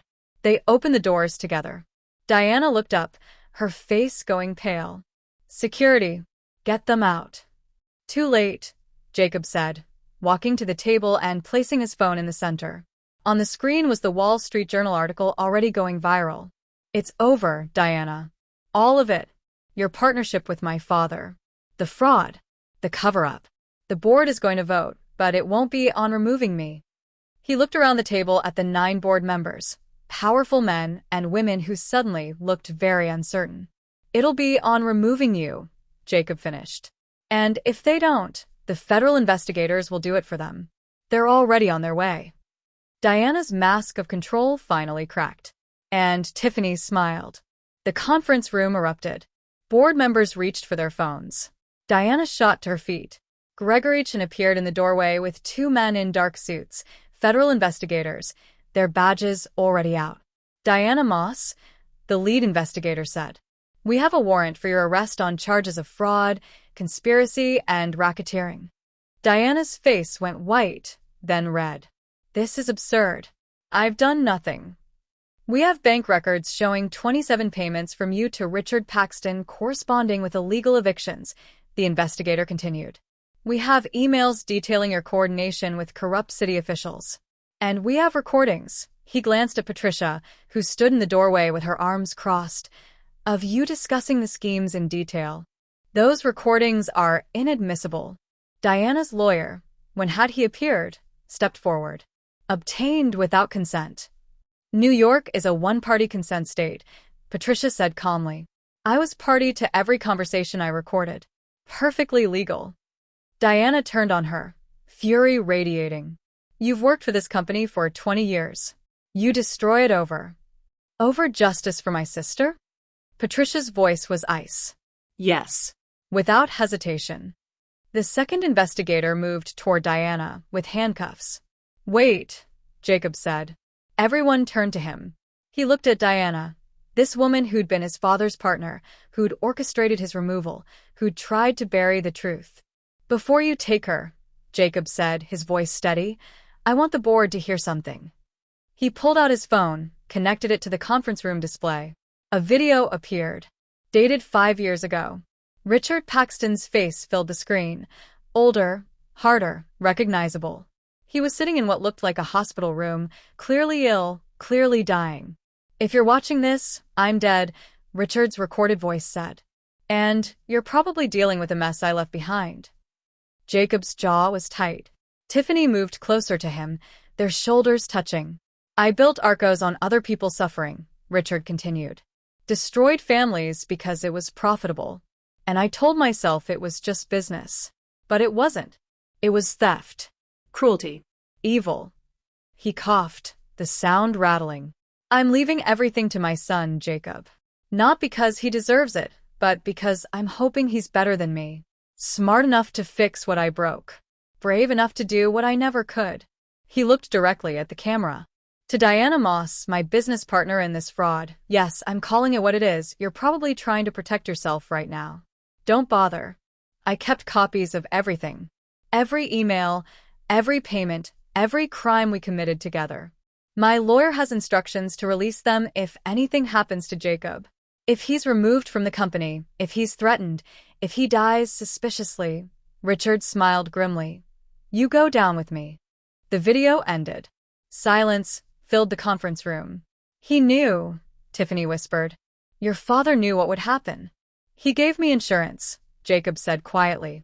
5 years ago, right before he died, his lawyer, not Gregory, a different one, gave me a safety deposit box key. I never looked inside because I didn't want to know what else my father had done. But last week, after you found the files, I finally opened it. He looked at Diana, whose face had gone gray. It's over, Jacob said. You can't bury this. You can't threaten me. My father made sure of it. Diana stared at him with pure hatred. He was protecting himself, not you. Even from the grave, Richard Paxton was just covering his own legacy. Maybe, Jacob agreed. But I'm using his insurance for something he never would have. I'm using it for justice. The investigators took Diana by the arms. As they led her toward the door, she looked back at Jacob. You're destroying your own company. Every revelation makes Arcos worth less. By the time this is over, there'll be nothing left. Good, Jacob said. Then I'll build something better. Diana laughed bitterly as they escorted her out. You're just like him after all. Arrogant. Self-righteous. Doomed. No, Tiffany said, speaking for the first time since they'd entered. He's nothing like your partner. Richard Paxton spent his life taking. Jacob is spending his giving back. Diana's eyes narrowed. And you think that makes him a hero? He's paying you off with money his father stole from you. That's not justice. That's guilt. You're right, Tiffany said. But I'm not taking his money. I'm taking yours. Diana froze. What? Tiffany pulled out a document, the one Amanda Chen had prepared an hour ago. The Tenant Rights Coalition is filing a class action lawsuit against you personally. Not Arcos. You. For every dollar you made from the fraud scheme, every property you profited from. We're taking everything. You can't. We can. And we will. Tiffany stepped closer. My mother died because of what you and Richard Paxton did. Patricia's sister killed herself. 43 families lost everything. You're going to pay for all of it. The investigators led Diana out, her lawyer rushing after her, already making calls. The conference room was silent. Then Thomas Whitmore stood. I move to suspend the vote on Jacob's removal pending full investigation of Diana's involvement. Seconded. Another board member said quickly. They were distancing themselves. Protecting themselves. Exactly what Tiffany expected. No, Jacob said. Everyone looked at him. I'm resigning, he continued. Effective immediately. Jacob, Tiffany started. He squeezed her hand gently, then addressed the board.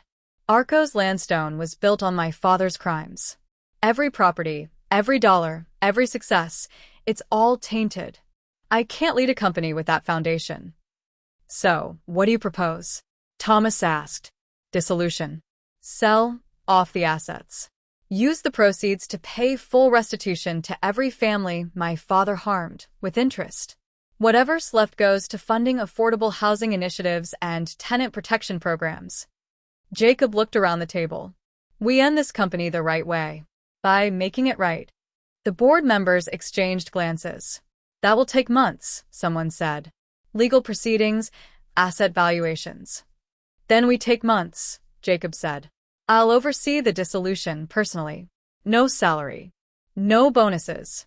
Just making sure every dollar goes where it should have gone 15 years ago. And after? Thomas asked. Jacob glanced at Tiffany. After, I start over. Build something new. Something clean. Patricia spoke from the doorway. The staff deserves severance. Good severance. They didn't commit the crimes. Agreed, Jacob said. 6 months' salary for everyone, plus extended benefits and job placement assistance. That's generous, Thomas said slowly. It's the minimum they deserve for working for a company built on fraud. Jacob straightened. Do I have the board support, or do I need to fight you too? Thomas smiled slightly. You've got my vote. Anyone else? One by one, hands raised. It was unanimous. An hour later, Tiffany and Jacob stood on the roof of the Arcos building, 40 stories above the city, watching the sun set through the clouds. You just destroyed your entire empire, Tiffany said. I liberated myself from my father's empire, Jacob corrected. There's a difference. What are you going to do now? I have some savings. Not much after the restitution payments, but enough. He turned to face her. I was thinking about starting a real estate consulting firm. Help developers do things ethically. Advise on tenant-friendly projects. Basically the opposite of everything my father did. That sounds good. I'd need a partner. Someone who understands both sides, development and displacement. Someone brilliant with analytics and passionate about justice. He paused. Know anyone like that? Tiffany's heart stuttered. Jacob. I know it's insane. I know you have every reason to never want to see me again. But Tiffany, working with you these past weeks, even when we were enemies, he stopped, searching for words. You make me want to be better. You make me want to fight instead of hide. You kissed me yesterday, and everything exploded today, she pointed out. Terrible timing. Story of my life. He stepped closer. I'm not asking you to forgive me. I'm not even asking you to like me. I'm asking if you want to build something good from all this destruction. Tiffany looked at him, this man who'd been her enemy, who'd tortured her, who'd turned out to be broken and guilty and trying desperately to be better. The restitution money, she said. The 2.1 million. I wanted to go to the other families first, the ones who still need it. Tiffany, that's your money. Your mother would want it to help people who are still suffering. I have a job offer now, don't I? From my new business partner? She smiled slightly. I can survive. Jacob looked at her like she'd hung the stars. You're remarkable. I'm practical. And I want a 50-50 split on the business. Equal partners. Done. And I want full transparency. No secrets. Ever. Agreed. And Jacob? Yes. She stepped close enough to feel his warmth. If you ever lie to me, if you ever become your father, if you ever choose the easy path over the right one, you'll destroy me, he finished. Completely. I wouldn't expect anything less. His hand came up to cup her face, gentle, asking permission. She gave it. This kiss was different from the first one. Not desperate or guilty or confused. This was a choice. A beginning. When they pulled apart, Jacob rested his forehead against hers. I don't deserve you, he whispered. No. You don't. But maybe if you spend the rest of your life earning it, we'll get close. Below them, the city glittered with possibility. Above them, the stars were beginning to appear. And between them, something new was being born from the ashes of the old. 6 months later, the office was small, a renovated brownstone in Brooklyn, walking distance from where Tiffany's childhood home used to be. The sign outside read, Paxton and Dunn Ethical Development Consulting. Equal billing. Equal partnership. Equal say. Tiffany stood at the window of her office, with her name on the door and her diploma on the wall, watching the morning rush on the street below. 6 months ago, she'd been drowning in debt and desperation. Now she was building something that mattered. Morning, partner. She turned to find Jacob in the doorway, holding 2 cups of coffee. He knew how she took it now, black, no sugar, extra hot. He knew a lot of things about her now, like how she was brilliant before 10 a.m. but needed silence, like how she got fierce when someone tried to cheat tenants, like how she smiled in her sleep when she was having good dreams. That last one he'd learned 3 months ago, when their partnership had become something more. Morning, she said, accepting the coffee. Ready for the Henderson meeting? As ready as I'll ever be. Today they were meeting with the Henderson family, the first family named in Richard Paxton's fraud files. The family who'd lost their home 15 years ago and received restitution 6 months ago. They'd reached out to Paxton and Dunn asking for help buying a new property, and Tiffany had insisted on taking the case personally. Full circle. The Henderson family arrived at 10 a.m.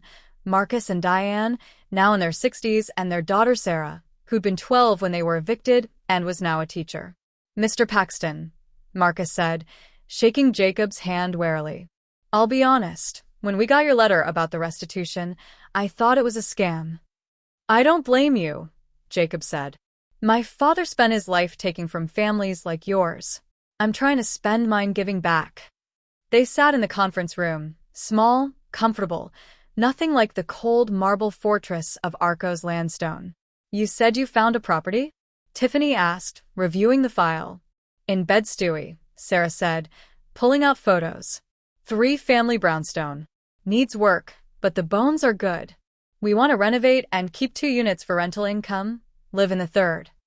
Tiffany studied the numbers. The property was listed at $1.4 million, steep, but reasonable for the neighborhood. The restitution was $340,000, Marcus said. "We've saved another $100,000, but the mortgage on the rest at current rates is going to hurt," Jacob finished. He pulled out his laptop. "What if we did something different?" He showed them a proposal Tiffany had helped draft the night before. "Paxton and Dunn provides consultation and project management for free," Jacob explained. "We help you negotiate the purchase, oversee renovations, handle permits. We also connect you with our network of ethical contractors, people who do good work at fair prices." "Why would you do that for free?" Diane asked. "Because I can't give you back the 15 years my father stole," Jacob said quietly. "But I can make sure the next 15 are better." Tiffany added, "We're also working with a community bank that offers special rates for families impacted by predatory development. If you qualify, and you do, you're looking at 2.8% instead of 6%. Sarah's eyes widened. That would save us thousands.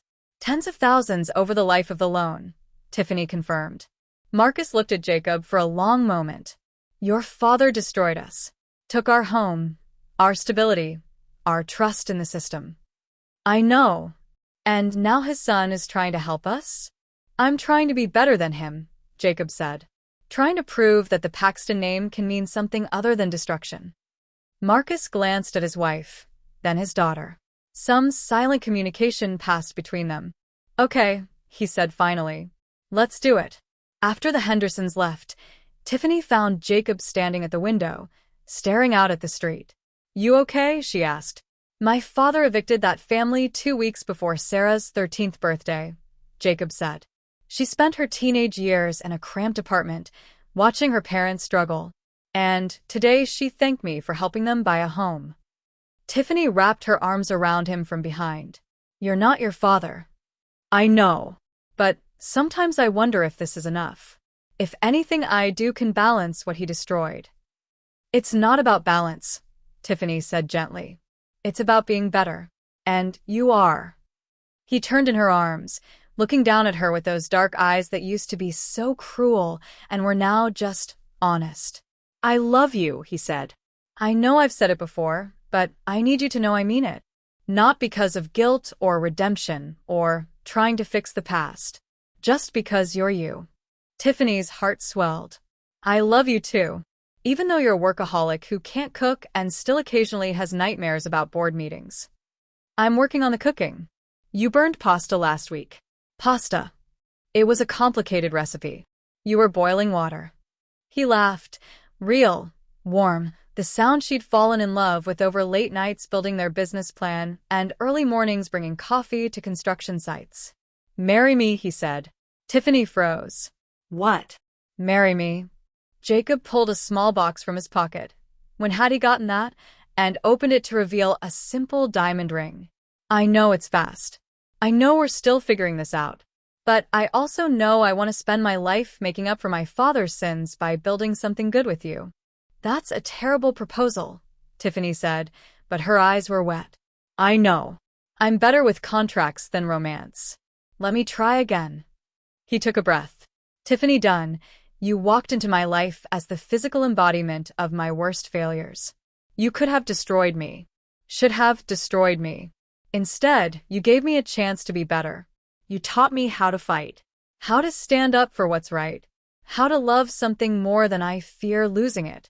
He took her hand. Marry me. Be my partner in everything. Help me spend the rest of my life proving that people can change. Tiffany looked at the ring, then at Jacob, then at the office around them, the business they'd built, the families they were helping, the future they were creating. Yes, she whispered. But I'm keeping my name professionally. I wouldn't expect anything less. He slid the ring onto her finger, and it fit perfectly. Of course it did. Jacob was nothing if not thorough. Pizza is perfect. Pizza is lazy. Fine. Thai food. Better. They stood in comfortable silence, watching the city lights flicker on through their windows. I got an email from Thomas Whitmore today, Jacob said. He's starting an ethical investment fund. Wants us to consult on their real estate portfolio. That's huge. It's terrifying. What if we mess it up? Then we fix it, Tiffany said, turning to face him. Together. That's what partners do. Partners, Jacob repeated, smiling. I like the sound of that. You should. You're stuck with me now. Best decision I ever made. Hiring me or proposing to me? Both. Definitely both. Somewhere in the city, Diana Moss sat in a federal detention center awaiting trial. The evidence against her was overwhelming. Patricia's recordings, the bank records, Richard Paxton's deathbed confession. Her lawyers were negotiating a plea deal, but the prosecutor was pushing for maximum sentences. Justice, finally. Somewhere else, 43 families were rebuilding their lives with restitution money. Some, like the Hendersons, were buying homes. Others were starting businesses, paying for education, creating the futures that had been stolen from them. Redemption earned. And here, in a Brooklyn loft that used to house an artist studio and now housed two people learning how to love through their damage, Tiffany and Jacob were building something new. Thank you, Jacob said suddenly. For what? For not giving up on me. For seeing past my father's sins. For teaching me that it's never too late to choose who you want to be. Tiffany kissed him, soft and sweet and full of promise. Thank you for being worth the fight, she said. The doorbell rang, Chloe, with wine and questions and excitement. Their life was chaotic, complicated, built on the ruins of tragedy. But it was theirs. And it was beautiful. 1 year later, Paxton and Dunn Consulting had grown to 6 employees and was consulting on 12 major development projects across New York. Every single one prioritized affordable housing, tenant protections, and community benefit. Diana Moss was serving an 8-year sentence for fraud and racketeering. All 43 families had received full restitution plus interest. The Brooklyn Tenant Rights Coalition had used the publicity from the case to pass 3 new tenant protection laws. And on a Saturday afternoon in October, in a small ceremony attended by friends, former Arco's employees, and families they'd helped, Tiffany Dunn married Jacob Paxton. Patricia cried through the entire ceremony. Chloe was maid of honor and gave a speech about how she'd known they'd end up together from the moment Tiffany had called her crying about her evil boss. Thomas Whitmore attended and joked that he'd always known Jacob just needed the right woman to make him brave. And when the officiant asked if anyone objected, the room stayed silent. Because this love, born from pain, forged through justice, tested by truth, was the kind no one could argue with. I do, Tiffany said, looking into Jacob's eyes. I do, Jacob said, looking back. And in that moment, both of them finally let go of the past they'd been carrying. Not forgetting it, not erasing it, but choosing to build a future that honored the pain while refusing to be defined by it. They kissed as husband and wife. And somewhere, Tiffany hoped, her mother was smiling. Thank you for taking this journey with Tiffany and Jacob. From rejection to redemption, from enemies to lovers, from destruction to new beginnings. This is the kind of story that reminds us people can change, love can heal, and justice is always worth fighting for. If this story touched your heart, do me a favor. Hit that subscribe button, share this with someone who needs to believe in second chances, and drop a comment telling me what part made you feel the most. Was it the confrontation with Diana? The proposal? The wedding? I want to know what resonated with you. Remember, you're not defined by what was done to you. You're defined by what you choose to build from the ashes. Until the next story, keep fighting, keep loving, and keep believing in redemption. Peace and love.